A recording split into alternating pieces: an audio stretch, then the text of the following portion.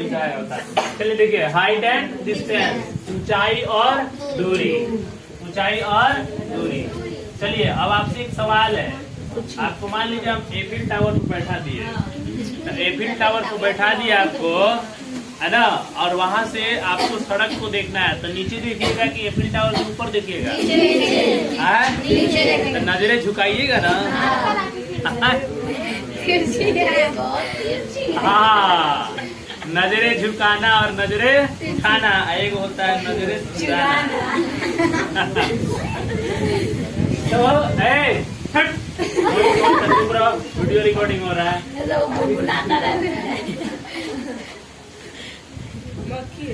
चलिए, तो इसमें हम लोग का यही काम है, नजरें चुराना, नजरें झुकाना और नजरें उठाना, है ना।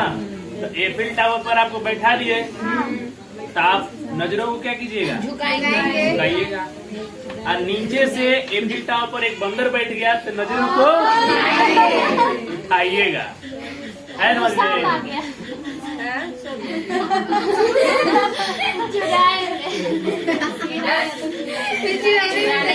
चलिए देखिए,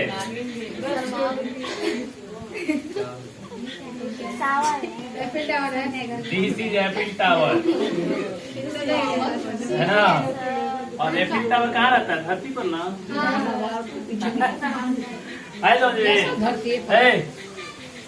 देखो, इस सभी लोग कॉन्सेप्ट इसमें है कुछ नहीं, आप बस कॉन्सेप्ट समझिए कि है क्या।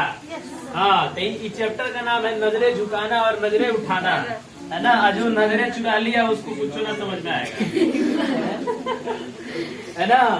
इसलिए नजर चुराना नहीं है, आपको नजर उठा के देखना है, ठीक है। तो आप मान लीजिए कि यहाँ खड़े हैं, है ना, ये आप हैं, ठीक है।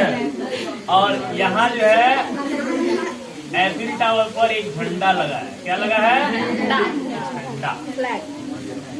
समझ आया, एफिल टावर पर क्या लगा है, झंडा लगा है। झंडा बहुत छोटा है, लेकिन हम क्या कर रहे हैं कि अब देखिए, आप यहाँ खड़े हैं, तो झंडा को आप देखिएगा ना, तो आपकी नजरें उठेगी, तो नजरें उठेगी, तो आप जैसे मान लीजिए आपको पॉइंट मान लेते हैं, आप ये पॉइंट है, और झंडा के लिए क्या है, पॉइंट मान लेते हैं, समझ में, ठीक है। यहाँ पर झंडा है और यहाँ आप खड़े हैं, एफिल टावर है, और नजरें आप उठानी पड़ेगी, तब आप इसको क्या कीजिएगा, अब देखो नजरें उठाइएगा, तो नजरें उठाने का भी लिमिटेशन है, कितनी नजरें उठाना है। ऐसे रखिएगा तो नहीं देख पाइएगा, ऐसे नहीं देख पाइएगा, ऐसे देख पाइएगा। तो नजरें कितनी उठानी है, वो आपको जो है एंगल आपको वहाँ मेजर करना होगा कि कितना एंगल पर आप देख रहे हैं। तो यहाँ यही बात समझना है कि यदि आप नीचे से ऊपर देखेंगे, नीचे से ऊपर देखेंगे, तो हॉरिजॉन्टल मतलब होता है क्षैतिज, जमीन से आपकी आंख, देखो यहाँ पे हम ऐसे खड़े हैं ना, तो नजरें हमारा कहाँ है, एकदम सीधी है, 180 पर है कि नहीं है, जमीन से पैरेलल है। लेकिन जैसे नजर उठाएंगे तो पैरेलल से क्या होगा, एक एंगल बनाएगा ना। हाँ, तो नीचे से ऊपर देखेंगे तो हॉरिजॉन्टल से जितना एंगल बनेगा, this angle is known as angle of elevation, angle of elevation. हाँ, नीचे से ऊपर देखिएगा ना, तो जो एंगल आपका हॉरिजॉन्टल से बनेगा उसे हम कहेंगे एंगल ऑफ एलिवेशन। हिंदी में कहते हैं उन्नयन कोण। कौन कोण, उन्नयन, यानी नीचे से ऊपर की ओर देखना, हॉरिजॉन्टल से जो एंगल बनेगा उसको उन्नयन कोण कहते हैं। तो यहाँ पर जो आपका थीटा है ना, ये थीटा कौन सा कोण है आपका, उन्नयन कोण, यानी angle of elevation, angle of elevation. Elevation का मतलब होता है ऊंचाई के तरफ, ऐसा समझ में, एंगल ऑफ एलिवेशन यानी ऊंचाई के तरफ। समझ आया, पहला कंसेप्ट। दूसरा कंसेप्ट इसी का उल्टा, अब आपको बैठा देते हैं एफिल टावर पर, है ना। उसके बाद से आप जो है यहाँ पर आ गए, कहाँ पर, जमीन पर आप जो है कार को देख रहे हैं, है ना। और आपको कहाँ बैठा दिए, यहाँ बैठा दिए। तो जब आप यहाँ बैठेंगे ना, तो आपका हॉरिजॉन्टल कहाँ बनेगा, यहाँ बनेगा ना, और यहाँ बनेगा ना। जब यहाँ बैठिएगा तो आपका हॉरिजॉन्टल यहाँ बनेगा, और जब यहाँ बनेगा तो आप जो है आप यदि कार को देख रहे हैं, है ना, तो कार को जब देखिएगा यहाँ से इस एंगल से, तब आपका एंगल इस हॉरिजॉन्टल के साथ बनेगा। इसीलिए इसका मान लीजिए θ1 है और ये क्या है θ2। तो θ1 हो गया और θ2 हो गया, ठीक है। तो θ1 और θ2, तो θ2 आपका जो बनेगा, देखिए हॉरिजॉन्टल अब आपका क्या बन रहा है ऊपर, आप नजरें अब झुका रहे हैं, है ना, तो नजरें झुका रहे हैं तो हॉरिजॉन्टल ऐसे ना होना चाहिए। तो एंगल आपका मेजरमेंट कैसे होगा, ऐसे पैरेलल से नीचे की तरफ।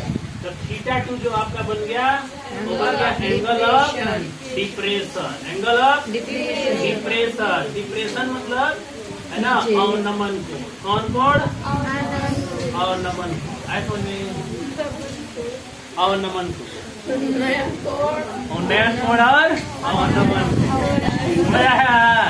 तो कोई पूछे उन्नयन कोण का मतलब क्या होता है, तो नजरें उठाना।